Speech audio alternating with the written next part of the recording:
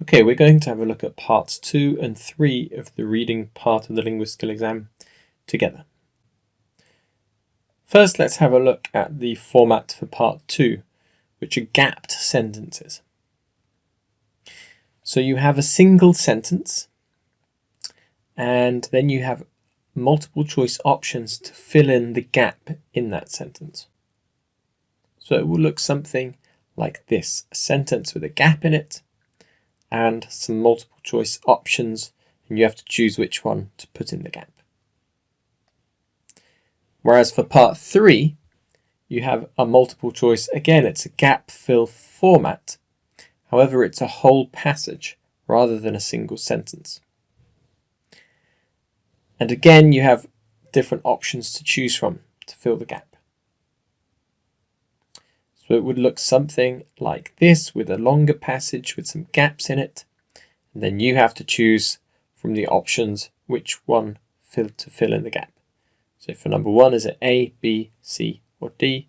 Same for number 2, same for number 3. So here's a technique which you can use for both of these parts.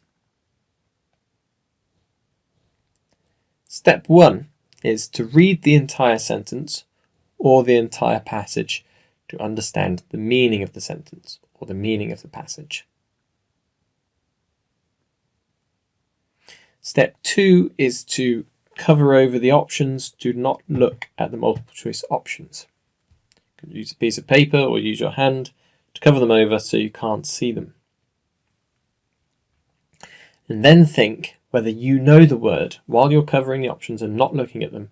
Do you know the word which goes in the gap? Then you can remove your hand or your sheet of paper and look at the options. And then you can decide, do any of the options match what you were thinking before? And if they do, great, then you have the answer. But if you don't have the answer, and you don't know which option fills the gap, then you can move on to step 4, which is to have a think about the type of word that you need.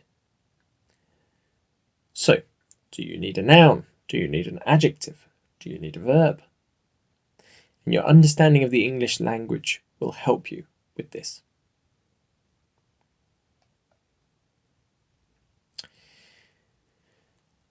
Then you need to think, do any of the options from the multiple choice options that you have been given match the type of word that you need?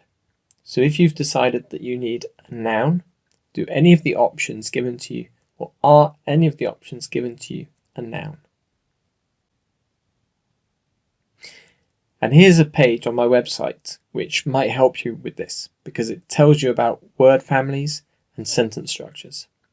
Because, for example, in English, if you have a good knowledge of English, then you'll know that an adjective tends to come before a noun in a sentence. And that type of information can be really useful, because if the gap is a word which is before a noun, and you know that the next word is a noun, you could think to yourself, maybe it's an adjective. There are also other possibilities. Maybe it's an article. But the more you know about the English language, and especially word families and sentence structures, the better you will be able to complete this part of the exam.